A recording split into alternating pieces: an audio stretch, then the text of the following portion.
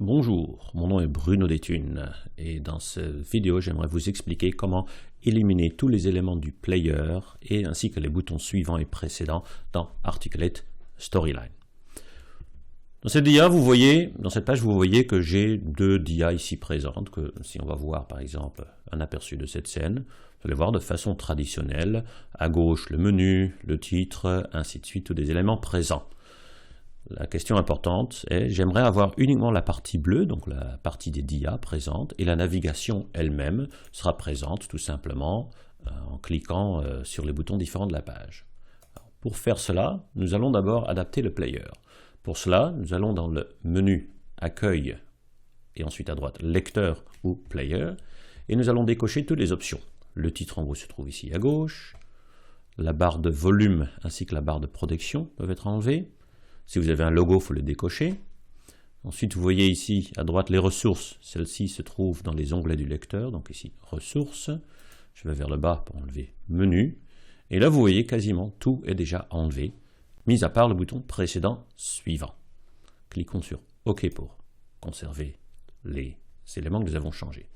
Pour enlever le bouton suivant précédent, vous allez dans le Story View. Et vous allez sélectionner les DIA concernés. Par exemple, ici, vous avez la scène 3. Si je suis dans une scène en cliquant CTRL A, je sélectionne toutes les DIA de la scène, bien sûr. En sélectionnant les deux, en bas à droite, dans les propriétés diapositives, je décoche précédent suivant. Et voyons maintenant ce que ceci va me donner dans l'aperçu de cette scène. Vous allez voir que tous les éléments sont absents. Par contre, il reste encore toujours la barre grise ou le cadre gris tout autour, qui sont les caractéristiques du player. Alors, pour cela faire, nous allons retourner vers le lecteur. Vous voyez le lecteur ici présent, même dans le Story View. Dans les propriétés du lecteur, nous allons sélectionner couleur et effet. Ensuite, afficher le nuancier de couleur avancé. Dans cette page, vous avez la possibilité de changer toutes les couleurs et toutes les caractéristiques, aussi bien de la police que des arrière-plans, ainsi de suite. Nous allons changer trois éléments. Nous allons tout d'abord prendre base, Slight Background. Et là, vous allez placer la transparence à 100%. Un deuxième élément à changer. Regardons bien que ce soit sélectionné. Voilà. Ensuite, base, Main Background.